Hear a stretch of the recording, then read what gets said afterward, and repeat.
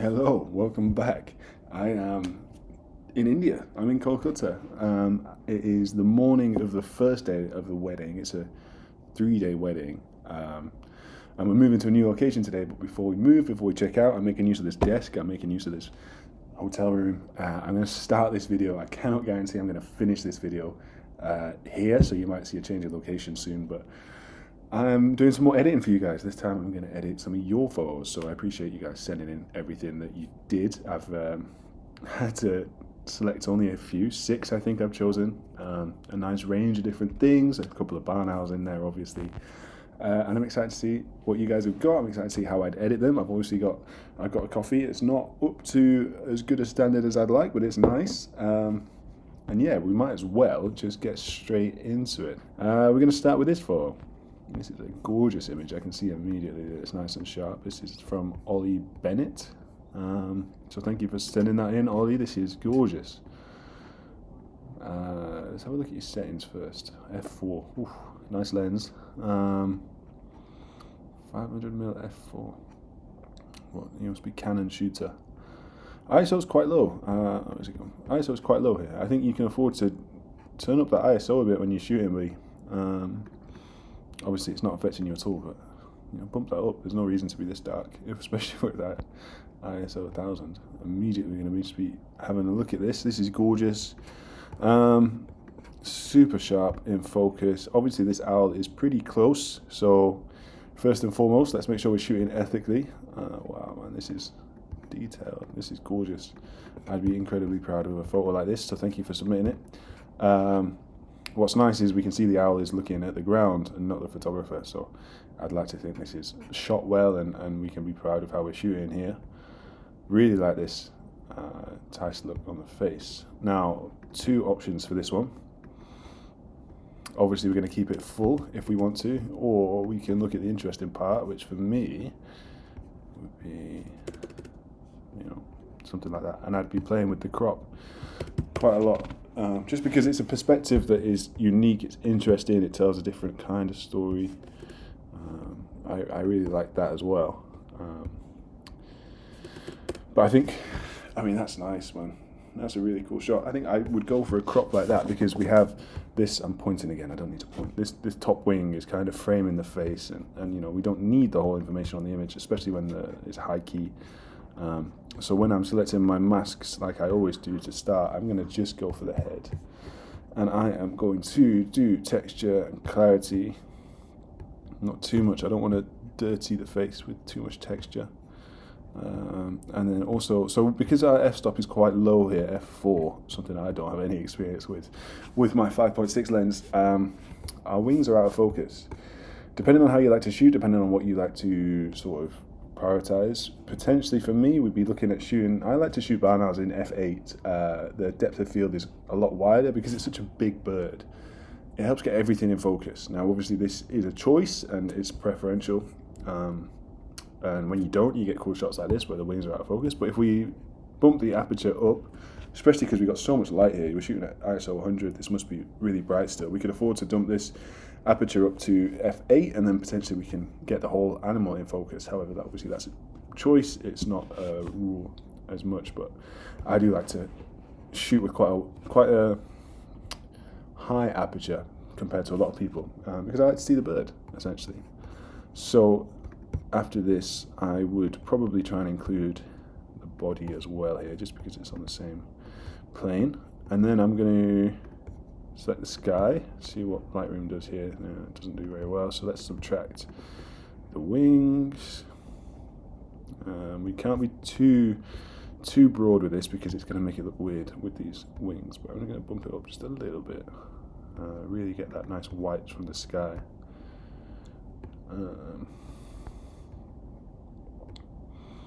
Can afford to bring some, obviously it's quite an overcast day, we can really bump this up to see, yeah, there's no blue sky at all. But you see how these feathers are looking a little bit strange. I think this mask is not doing us too many favors, so I'm going to take that down just a little bit more, make sure nothing's peeking. I want to try and bring out some information in this eye. I know barn owls have gorgeous colours in their eyes, so Let's see what we can get out of that. Shadows as well. Too much. Let's try just the shadow. Nice. Nice, nice, nice, nice, nice. What a shot, really. This is a beauty. I would be very, very happy to post something like this myself if I ever got one like it. But I like that. Actually, I like the sort of frame and the composition of that. We have this really nice negative space. It's balanced. Could potentially crop in a bit closer, but I think that might take away from the overall. I quite like leaving space. Just for, when we got so much detail, it's nice not to sort of overwhelm people. So I think that's really nice. Obviously, it's a little noisy in the eye. I'm going to always hit it with a denoise. Laptop's not plugged in, so that might take a second. But this is a gorgeous shot, man. You should be proud of this one. Like I say, obviously with barn being this close, something like this, I can only hope you've been stood in a field or by a wall, watching, waiting patiently, and you got lucky. And when you do it right, and you do have the patience and persistence, these flybys are not the hardest thing to try and come by with barn owls. So that would be one of the crops I would try. I would also, obviously, the whole barn owl is in frame, it's in focus. There's no reason not to try a full frame. Also, I would say it's quite hard to get the balance right with the spacing here. Obviously, we're sort of leaning towards the right of the photo. It's actually quite tricky because there's not much space because we're so tight in. What lens is this? This is a 500mm f4. Is that a specific Canon lens? Yeah, it is. It is, isn't it? Yeah, so we got no room to zoom in and out, so it's quite hard. I'm not entirely sure I like the balance of this image, and what I mean by that is I don't think we have enough space. I'm sorry. Here is really, I'm not sure I like it as much, and here is, again, we're so tight in, there's not much space. I'd love to be able to pull down here. I mean, maybe the solution is just the 4x3 is not the right crop, and we just keep it as a 16:9. But what I'm getting at is I want more space down here to balance the image. So I'm struggling a little bit with this, which is crazy because it's so sharp and everything is, it's pinpoint. It's a beautiful photo, but editing it is quite hard to find a nice crop. So maybe something like that. And then obviously we only have a mask on the face. The only thing I would do different now is I would drag this mask and I would have it include the rest of the body and the feet, just to really bring them out. These tail feathers are also in focus, but it doesn't really matter too much. But yeah, something like that is nice, but I do think that with this photo, the framing on how we had it originally, I think that's the image I would go for, and I really, really like that. So good job to you, Ollie. Class image, and that's what I do. Okay, I know we started this video in India, and I've recorded it twice. I finished it in India, but oh my god, I was so tired. It took it out of me, and now I've come back, I've done bird fair, the Indian wedding is done, and I'm going to do this video properly because you deserve the photos edited when my eyes can actually stay open. So I have the regular customers, Flo is back to help, and that will help us. I'm going to keep the first photo I did, the gorgeous barn owl from Oliver, and we're going to move straight into the next photo. We have this from Katie. Katie, this is a beautiful photo, thank you for submitting it. This is a blue tit, obviously, and the way I would initially work with this one is I'm going to look at the crop, and what is really going to help me here is the direction that the blue tit is looking in, and that instantly tells me that I want this sort of negative space open to the right of the image. I always love my 4x3s, you know that, and I'm going to look at how I can position the crop to help me there. And something like this is going to work well. I could try and line up the eye here, the eye stripe of the blue tit, which is the famous little eye stripe, which I quite like. So I'm going to try and make that my horizontal line, which I know sounds crazy, but little things like that help to sort of subconsciously, I get Flo's tail out of the way, subconsciously make an image feel nicer for me at least. And then we have this sort of, if we divided the rule of thirds, we have this line and we have another line here, and it's a nicely balanced image like that. So good for you for keeping this space neutral. Our blue tip is nice and sharp. If we have a quick look at the settings, all this looks good. f6.3 600mm. I assume this is probably a similar setup to mine with Sony 200 to 600. Nice ISO and a good shutter speed for keeping everything sharp. So we're going to start with masking our blue tit. Like always, it's done a good job there selecting the object, so I'm not going to have to go in and change any of that. Take the texture, take the clarity. One thing I would say with little birds, especially when it's a little bit darker here, the clarity does sometimes make it look very, very strange, so I try not to do too much on the clarity. Texture I always will play with. Keep it like that. I might try and make it brighter later on, and then we're going to invert this mask, and we're just going to help our blue tit stand up. I don't know if I'm going to go brighter, I don't know if I'm going to go darker at the moment, but I know I'm going to change a little bit here or there. I think brighter probably works best. And I'm also going to just pull everything up in the image because it's a bright image. Blue tits are, you know, they're bright animals. They've got this lovely yellow chest. So something like that will always work well. I don't know if I'm going to make the image one more brighter at the moment. Blues obviously can lend themselves to these nice blue tones, but the yellows lend themselves to the warmer tones. So that'll be something that we keep playing with. I see this here. There's like this little black dot here. This could be something in the background, it could be a little bit of dirt on the lens. And this is the only time I will ever use this removal tool, unless I've got dead pixels on my own camera. And you'll see how bad I am because I don't know whether to use the remove, I don't know whether to use the heal, I don't know whether to use clone. I'll try all three, usually if the first one doesn't work very well. Just to sort of, because this is where we want our attention, and this little black dot sort of pulls away from that. So I'm going to try and remove that. I feel like that's fine. There's still a little bit of dark there. Oh, that's way too much. I just don't like. I would much prefer this being sort of uniform, and that helps a lot. Now we have this, which is perfectly good. Tone curves again. I'm really wanting to draw a lot of the shadows up. Because it feels like a bright image, so let's let it be what it wants to be. Let's let it be bright. This is a bright bird, it's a bright background, we have lovely vibrant greens, so let's let it be bright, you know, we don't need too much contrast. Yeah, I think that's really good. We haven't done much. All we've done here is probably something that we could have done in camera. We could also add a little radial mask here, just on the face, to really help, because there's a lot of dark on the face itself, just to really help it pop. And I'd do something like that. For me, that would be probably where I finish the edit. If you wanted to post it on socials with the 4:3 or 16:9, it lends itself very well to that. Also, I would probably pull it a little bit further that way, and we do a crop like that. Again, we have nice balance. The sort of horizon line on the eye line. We have this nice third here. We have some cool little details in the leaves, and really important, this negative space. So you've done incredibly well there, Katie. That's a gorgeous image, and that is what I do with it. So thank you very much. Moving on. Obviously, I would also hit it with the denoise.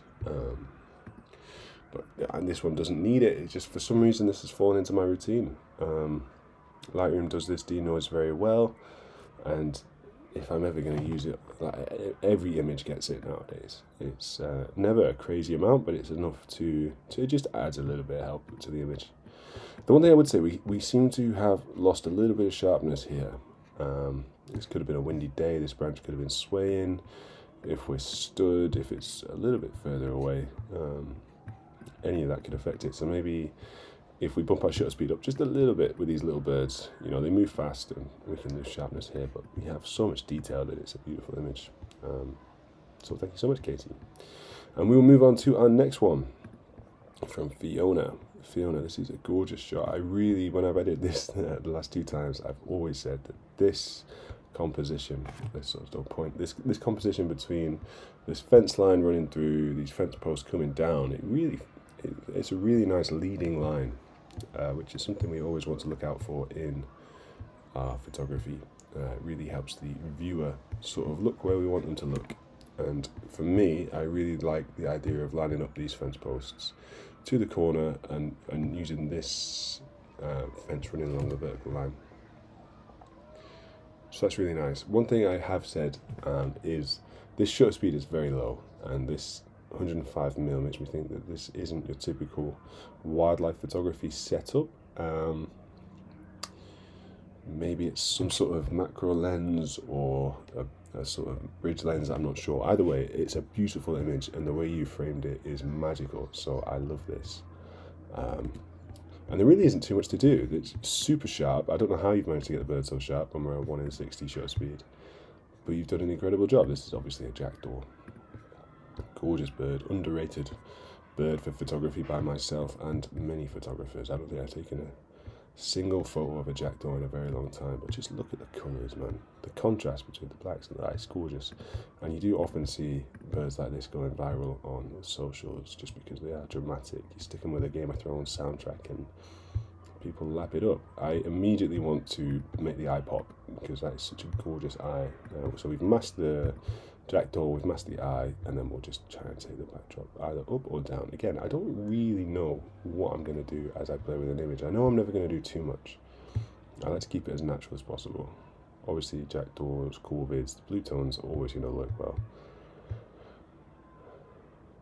So you see there, I sort of pulled it up and then I pulled it down. So I'm like, which way do I want to go with this? I don't really have hard and fast rules. We have a little bit of peaking here, but I'm not too fussed about it.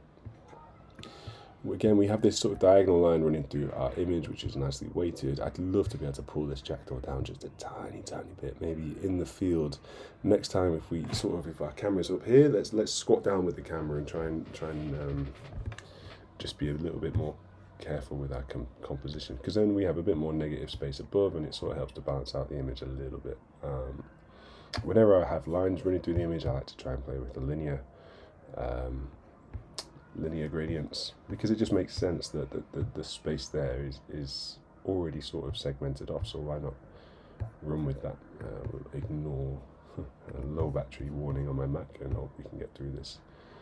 And there's not really too much more to do. I mean, if you look at your image, look at how I finished it, the only real difference is I've tightened up the crop and we've just added a little bit of texture to the detail, and that's honestly what I really enjoy most when I'm editing images, when you don't have to do much, because it's the sign of good photography, good in-camera photography, and everything has been done really well. So yeah, something like that I would be very, very happy with.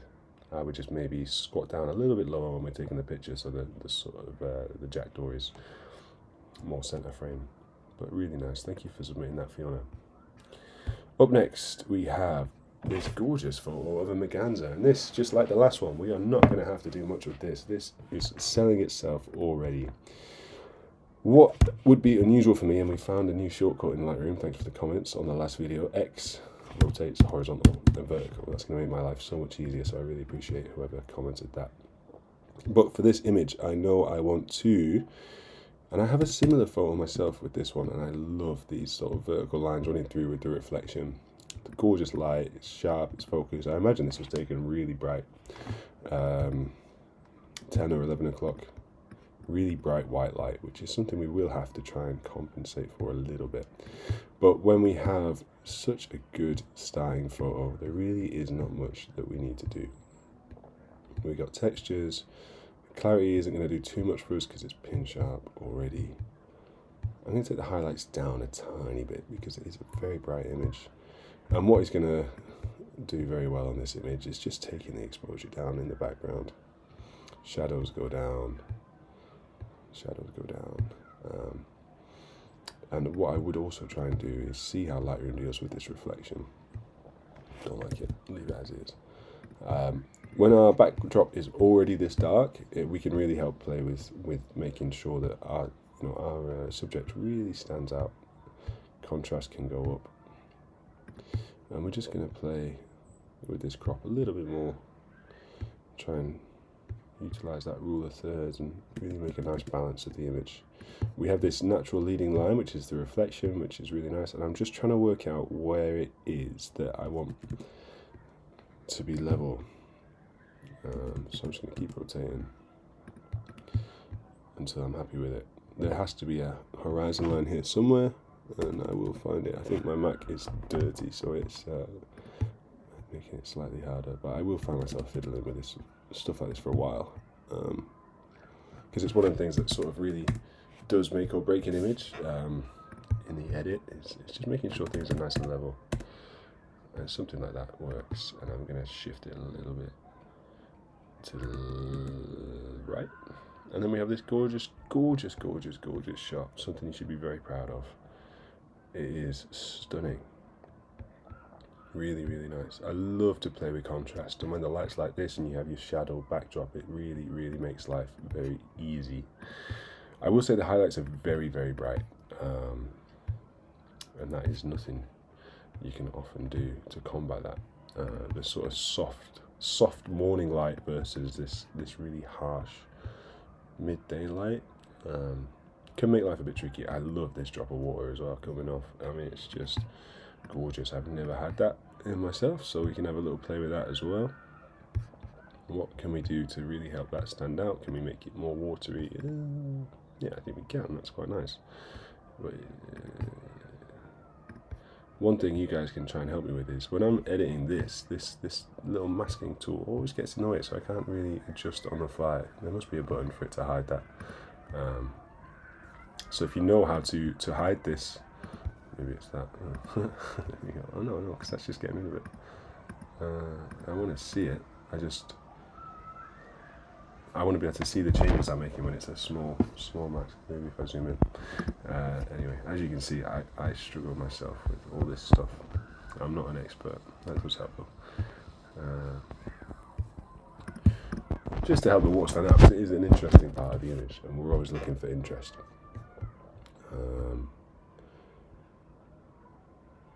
Really nice. Nothing more really to be done. I'm sorry that I can't really add any insight into that. It's a gorgeous shot. Obviously it lends itself to the portrait orientation. Landscape, it will also look beautiful as well. You could even add a little bit of space. For me, that's the preference. I'm just a sucker for a landscape shot at the moment. That's where I'm at in my life. I love this empty space. So for me, that'd be my photo. That'd be how I do it. Keep it landscape, but I know that when we're shooting like this and we've got social media in mind, it's very, very easy to lock in. But the good thing is you don't have to edit any differently. Export it as one, export it another, and then you have both. Gorgeous image. Thank you so much for submitting that, John T. On to our final image of the video. I'm trying to keep it nice and short. I think the last one was a little bit too long. And this is a different one. Barn out, obviously 1010, but it's noisy, it's difficult, and when we look at the settings we can sort of see a few things we can change. We have a very high ISO and we have a very high shutter speed, and those are two things that don't really go hand in hand. Now, if the barn owl was in flight, I'd understand, but the barn owl is perched, and I know things happen very fast in bird photography. I've seen it, but we should try and get better at adjusting our settings on the fly. So as soon as this barn owl is landing here, I'm going to be dropping my shutter speed down to 1 in 1,000, and that's going to allow me to set my ISO down to maybe 2,000. And I know that's still not going to combat the noise, but it's going to help us. So that's the initial thing I would say. I say in camera work, let's be aware of the situation, the surroundings, and let's adjust as we can. You could have dropped down to 1 in 50 shutter speed if we're using a tripod here. ISO could have come down to like 800, and then we wouldn't have this extreme noise. But that's not going to stop us from getting a nice image from this, because it is a gorgeous, gorgeous photo. We have this sort of natural framing here, which I'm going to try and play with a little bit. It's never going to be a photo that we can crop in on. Because the detail just is going to be lost with the noise. Even if it is sharp, it's not going to be something that... This isn't your boom in your face barn owl photo. This is a really nice environmental shot with a barn owl, which is just as good in my opinion. Texture and clarity, as always, are going to come up. When they're far away, I always feel like you can get away with a little bit more of both. It really helps it stand out. And I'm also probably going to take my backdrop and I'm going to just darken it a little bit, because with this noise any brighter is really going to hurt us. So I'm going to play with taking things down, and I'm probably also going to try and make it cooler as a whole, because it's nighttime. So let's get the nighttime shades in. contrast can come up, shadows can go down. Probably going to try and get rid of a little bit more of this foreground. We have like a nice curve here, which I quite like. So I'm going to keep that as I crop. Notice here I pull up on the shadows and I pull down on the shadows. I want to see what works best, and I don't know before going in what works best. You know, if you're editing your photos, and maybe some photographers are like this, where they know immediately what they want to change. You know, they want to take the shadows up, they want to take the highlights down, blah blah blah. They never need to fiddle. I'm always fiddling with these settings. I never know for sure where I'm going to go in and what I'm going to change. I just know it's going to be minimal and it's going to be true to the image itself. So if I pull the shadows up on the face, because obviously we have the nice eyes, we want to make it pop a little bit, and then we're going to hit it with a denoise before we do anything else, because I want to see where we're at with the noise, and if it's it might affect how we adjust the shadows, the highlights, and that sort of thing. So we'll let Lightroom denoise the image, and once it's done that, we can see what's next to play with. Really nice. It's done a very good job there. It might be one of them ones where 40 is enough, but I feel like this is dark. We have the blue tones. Let's let a little bit of noise in. It's not a problem at all. Keep it real, you know. Keep it real. I'm sorry. So I really like the blue tones here, and there is light on the owl.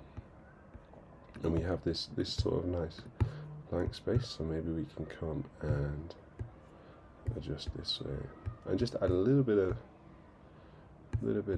radial gradient just to help a banner stand out a little bit without making it look a bit unusual. I don't want it to be too blue. That's something I am a little bit cautious of, but I do think that's nice. And that's what we do. I think it's a difficult image to edit just for how noisy it is. But it doesn't mean it's not a photo that we can salvage and save. I think maybe another thing we could potentially do is play with a linear gradient on this side, just because those leaves are very, very dark, and that's not necessarily something that I enjoy too much. Kind of almost trippy on that side, like a psychedelic tree path, which, you know, it's in the original image, so it's not anything that we're messing with. I assume it's windy, and these are just moving with the wind as it's dark. Something isn't right on this image. I'm going to take my mask away there, I think. And maybe we can crop it a little bit more on this side.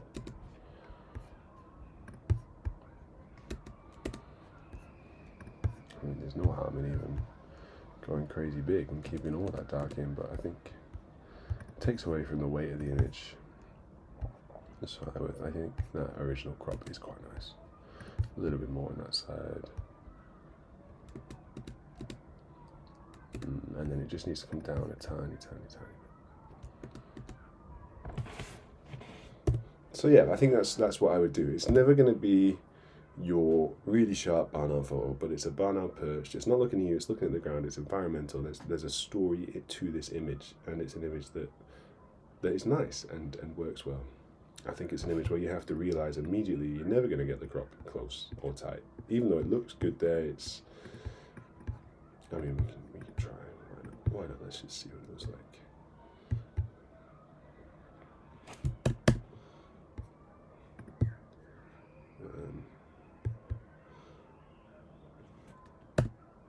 It's just, it's not,